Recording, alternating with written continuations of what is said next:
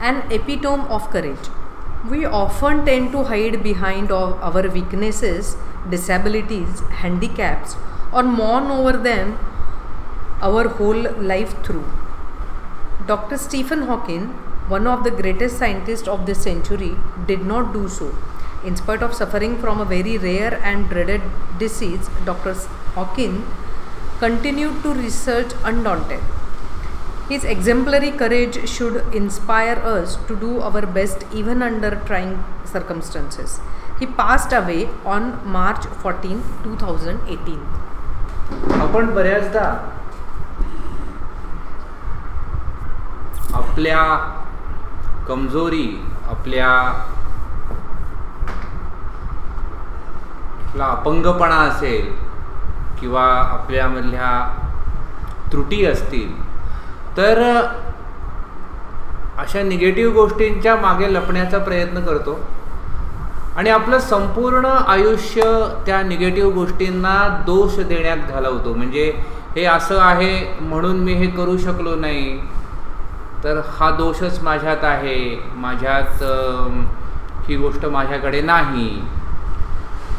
तर अशा गोष्टींच्या नावे आपल्या अकर्तृत्वाची जी सगळी बिलं असतात ती आपण फाडत असतो.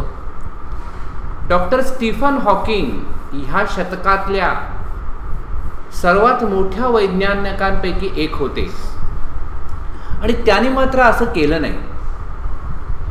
एका अतिशय दुर्मिळ आणि अतिशय घातक अशा रोगाचा सामना करता करता डॉक्टर हॉकिंग्स यांनी आपलं संशोधन सातत्याने चालू ठेवलं. हे जे त्यांचं असामान्य धैर्य आहे याच्यापासनं आपण प्रेरणा घेतली पाहिजे आणि अत्यंत कठीण परिस्थितीत सुद्धा आपल्यातलं सर्वोत्तम ते देण्याचा प्रयत्न केला पाहिजे. 14 मार्च 2018 रोजी डॉक्टर हॉकिंग्स यांचं निधन झालं. Exactly 300 years after the death of the great scientist Galileo, Dr. Stephen Hawking was born in Oxford, London on the 8th day of January 1942. Little did his parents know that one day their little boy would be held as one of the greatest scientists of this century. Neither could anybody imagine that his mind would soar up into space like light. More importantly, none could predict that he would be the very epitome of courage. थोर शास्त्रज्ञ Galileo याच्या मृत्यूनंतर नेमक्या 300 वर्षांनी म्हणजे 8 जानेवारी 1942 रोजी Oxford, London येथे doctor Stephen Hawking यांचा जन्म झाला. स्टीफन लहान असताना त्यांच्या आईवडिलांना असं वाटलंही नसेल की आपला मुलगा हा शतकातल्या सर्वात मोठ्या वैज्ञानिकांपैकी एक होईल. अशी कोणी कल्पनाही केली नसेल की त्यांचं मन हे अवकाशामध्ये प्रकाशासारखं पसरत राहील. याचा अर्थ काय की त्यांनी अवकाशाचा वेध घेतला आणि अवकाशातल्या अनेक गोष्टींना त्यांनी गणिती समीकरणांमध्ये बांधून दाखवलं. आणि त्याहूनही महत्त्वाचं असं की कोणी याची कल्पनाही केली नसेल की ते एक दिवस मानवी धैर्याचं प्रतीक बनून राहतील. Courage is a wonderful thing. It is that quality which makes people not lose heart when faced with a great calamity. It would not be an exaggeration to say that Dr. Stephen Hawking, a living legend of cosmology, is the very personification of courage and hope. Except his mind, his whole body is bound to a wheelchair thanks to a cruel quirk of fate. Yet, he is one of the greatest scientists of this century. धैर्य ही अतिशय आश्चर्यकारकरित्या चांगली गोष्ट आहे. हा असा गुण आहे की ज्याच्यामुळे मोठमोठ्या संकटांचा सामना करताना लोक आपला धीर गमावत नाही. असं म्हणणं अतिशयोक्तीचं होणार नाही की डॉक्टर स्टीफन हॉकिंग हे विश्व उत्पत्ती शास्त्रातल्या सर्वात थोर शास्त्रज्ञांपैकी एक हे आशा आणि धैर्य यांचं मूर्तिमंत असं प्रतीक होते. एक त्यांचं मन सोडलं तर त्यांचं संपूर्ण शरीर व्हीलचेअरशी अडकून राहिलं होतं. म्हणजे त्यांनी आपलं जवळपास संपूर्ण आयुष्य हे व्हीलचेअरवरती काढलं. हा एक नशिबाचा क्रूर फेरा होता. आणि तरी देखील असं असताना देखील म्हणजे या शारीरिक व्याधीचा सामना करून देखील ते सर्वात मोठ्या या शतकातल्या सर्वात मोठ्या वैज्ञानिकांपैकी एक बनले. An average child, Stephen grew up to be a normal teenager, full of mischief and lot of love for music and mathematics. Even though his father wanted to study medicine, his father wanted him to study medicine, he was bent on studying mathematics. The University of Oxford at that time did not have a course in mathematics, so he opted to study physics instead. सर्वसामान्य मुलगा असलेला Stephen हा त्याच्या teen age पर्यंत सर्वसामान्य मुलांसारखाच होता. सर्वसामान्य मुलांसारखाच त्याच्यामध्ये खट्याळपणा हा पुरेपूर भरलेला होता. संगीत आणि गणित याविषयी त्याला अतिशय प्रेम होतं.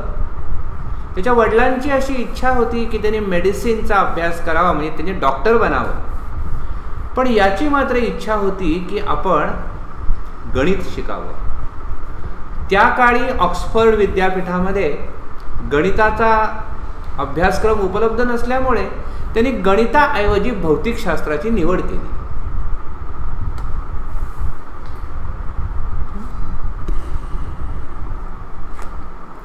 At the age of 17, Stephen started noticing that he was becoming increasingly clumsy and even fell down a couple of times for no reason. This perplexed him, and he went to see his family doctor, who diagnosed him as suffering from an extremely rare disease, ALS or LOU, Graves' disease, that affects the nervous system and eventually weakens all the muscles of the body. Stephen says that even as a child, his muscle coordination was nothing to write home about.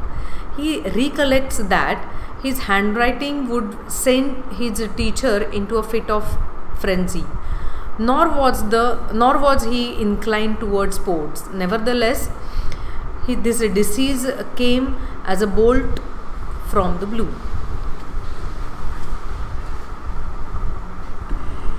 तो वयवर्ष 17 असताना स्टीफनला असं जाणवू लागलं की त्याच्या हालचाली या बेडौल होत चालल्या आहेत.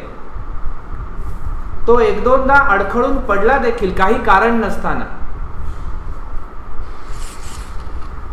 तर ह्याच्यामुळे त्याला काळजी वाटली आणि तो त्याच्या फॅमिली डॉक्टरकडे गेला. आणि त्याच्या फॅमिली डॉक्टरनी तो एका अतिशय गंभीर आणि दुर्मिळ आजारी असल्याचं त्याला सांगितलं. या आजाराचं नाव ALS किंवा लो गेरिक डिसीज. म्हणजे ही अशी रोगांना नावं कशी मिळतात की त्या प्रकारचा सर्वात पहिला रोगी म्हणजे ज्याच्यामुळे त्या रोगाचा शोध लागला त्या रोगाचं नाव त्याला मिळतं. तर लौ गेरिक डिसीज किंवा ALS या रोगाने तो आजारी असल्याचं त्याला डॉक्टरनी सांगितलं. हा जो रोग आहे त्यामुळे आपल्या मज्जासंस्थेवरती म्हणजे आपल्या नर्व्हस सिस्टीमवरती परिणाम होतो आणि शरीरातले सगळे स्नायू हे हळूहळू कमजोर होत जातात.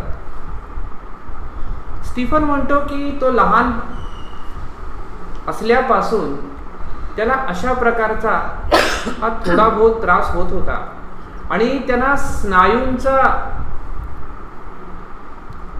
समतोल साधता येणं शक्य होत नसे. तो आठवण सांगतो की त्याचं जे हस्ताक्षर होतं ते हस्ताक्षर हे शिक्षकांसाठी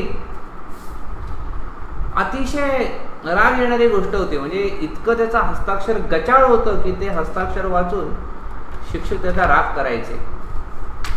त्याला कुठलेही खेळ खेळायला देखील आवडायचे नाही. पण असं असून देखील आपण अशा प्रकारच्या गंभीर आजाराचे बळी होऊ असं त्याला वाटलं नव्हतं आणि ही आजाराची बातमी ही त्याच्यासाठी एक खूप मोठा आश्चर्याचा दुःखद असा धक्का होती. How much time he had left on this planet was very uncertain. The prognosis was bad and the doctor said they could not do much. Undaunted, Stephen decided to continue his research and even got engaged to a Gen Wild. Hawkins said that, ironic as it may sound, it is at this dismal stage he began enjoying life the most. This he says was because he started living life for the moment and continued his doctoral research work and renewed vigor. तर स्टीफनचं आयुष्य किती उरलं आहे याविषयी अनिश्चितता होती. त्याच्या आरोग्याच्या स्थितीविषयीची बातमी काही फारशी चांगली नव्हती आणि डॉक्टरही या बाबतीत काही फार करू शकत नव्हते. तरी देखील या परिस्थितीने खचून न जाता स्टीफननी आपलं संशोधन पुढे चालू ठेवायचं ठरवलं आणि जेन वाइल्ड नावाच्या मुलीशी त्याचा विवाहही निश्चित झाला. हॉकिंग म्हणतो की थोडंसं ऐकायला हे विचित्र वाटेल पण अशा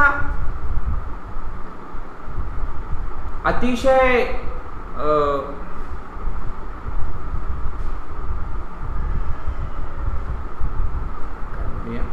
डिस्मल स्टेज म्हणजे अतिशय प्रतिकूल अशा स्थितीत देखील त्यांनी आयुष्याचा आनंद घ्यायला सुरुवात केली. तो म्हणतो की त्यांनी त्या क्षणामध्ये आयुष्य जगायला सुरुवात केली. म्हणजे की त्याचा अर्थ असा की पुढचा विचार करायचा नाही, उद्या काय होईल, अजून 6 महिन्यांनी काय होईल, आपल्या रिसर्च वर्क पूर्ण होईल का नाही, कुठल्याही गोष्टीचा विचार करायचा नाही आणि आत्ता हा जो क्षण आहे त्या क्षणामध्ये जगण्याचा प्रयत्न करायचा. अशा प्रकारे तो जगू शकला आणि त्यांनी त्याच्या डॉक्टरेटसाठी जे संशोधन चालू होतं ते संशोधन हे नव्या उत्साहाने सुरू केलं.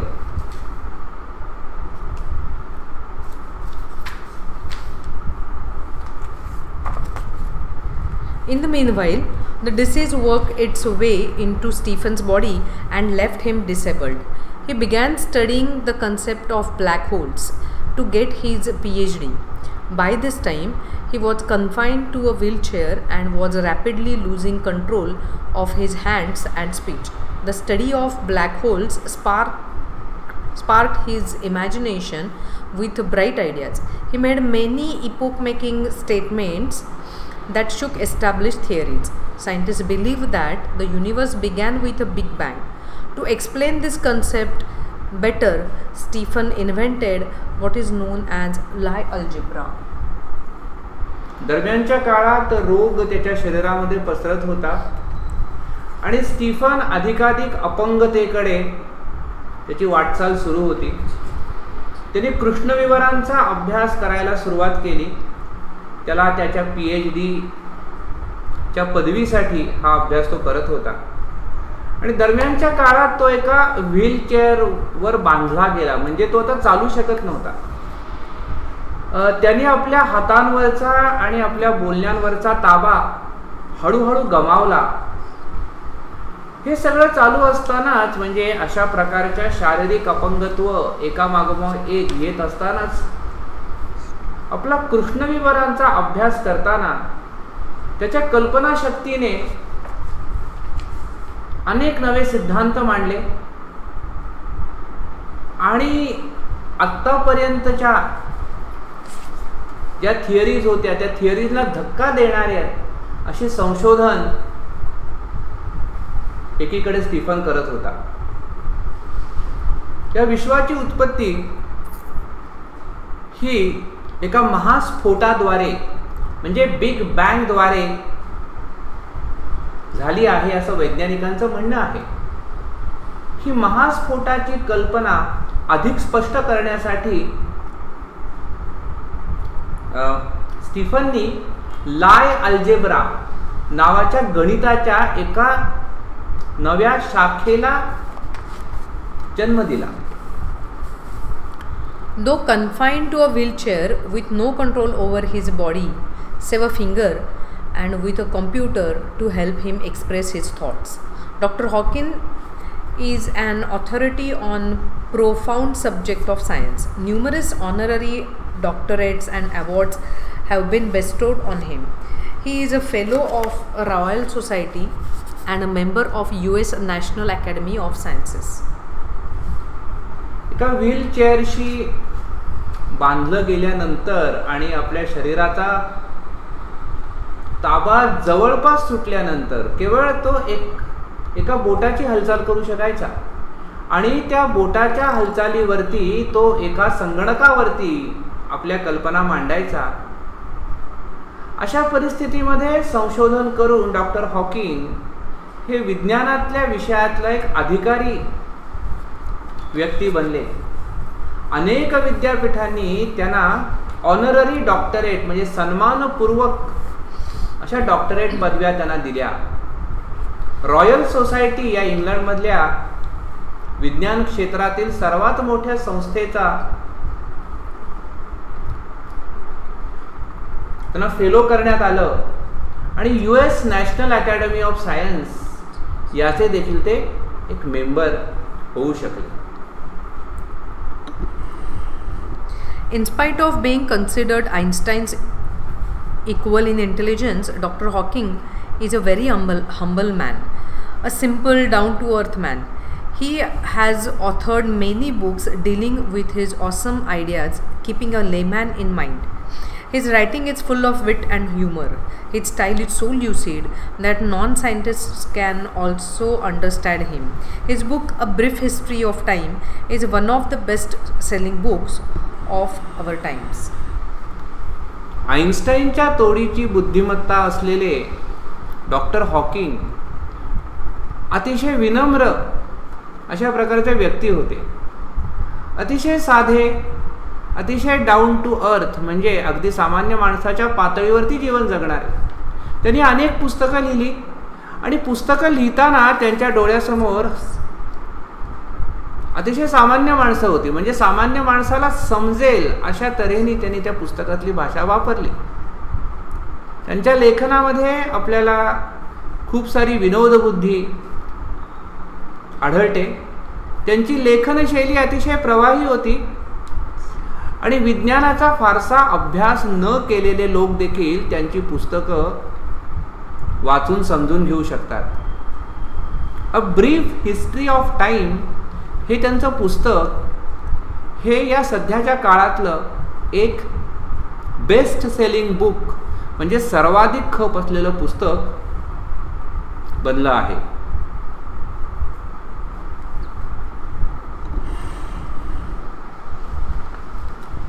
On being asked how he feels about having the dreadful ALS, Dr. Hawkins, the quintessence of optimism and hope, says, "Not very different from the rest. I try and lead as a normal, a life as possible and not think about my condition or regret the things it prevents me from doing, which are not many. Doctor Hawking यांना असं विचारलं असेल की हा तुमचा जो असाध्य ALS हा रोग आहे, त्या रोगाचा सामना करताना तुम्ही ऑप्टिमिझम जे पॉझिटिव्ह ॲटिट्यूडचं असं उदाहरण लोकांसमोर कसं काय सादर करू शकता. यावर त्यांचं उत्तर असं असतं की मी इतर लोकांपेक्षा फारसा वेगळा आहे असं मानत नाही. मी जितकं सर्वसामान्यरित्या आयुष्य जगता येईल तेवढं जगतो आणि माझ्या या अवस्थेबद्दल मी पश्चात्ताप करत नाही आणि या अवस्थेमुळे मला ज्या गोष्टी करता येत नाहीत त्या गोष्टींचा मी फारसा विचार देखील करत नाहीत. आणि खरं सांगायचं तर मला करता येत नाहीत अशा गोष्टी या काही फार नाही आहेत. Dr. Hawking firmly believes that in the next millennium, scientists will discover the core secrets of the universe, its origin, its history, and maybe even predict its ultimate demise. हॉकिंग्स यांचा असा विश्वास आहे की पुढल्या सहस्रकात विज्ञान या विश्वाच्या उत्पत्तीची रहस्य, विश्वाच्या उत्पत्तीचं मूळ, या विश्वाचा इतिहास आणि कदाचित विश्व नष्ट कसं होईल या सगळ्या गोष्टी सिद्ध करू शकेल, त्याचा अभ्यास करू शकेल. Like Dr. Hawkins, there are many people who display exemplary courage in their lives. Let us salute all those brave people who, in spite of being disabled, strive to do their best. Doctor Hawkings यांच्याप्रमाणे अनेक लोक हे धैर्याचं मूर्तिमंत प्रतीक बनवून त्यांचे आयुष्य जगत असतात. अशा लोकांना आपण सलाम केला पाहिजे, त्यांच्या शौर्याला सलाम केला पाहिजे की विविध प्रकारची अपंगत्व घेऊन सुद्धा ते आपलं आयुष्य सर्वोत्तमरित्या जगण्याचा प्रयत्न करतात.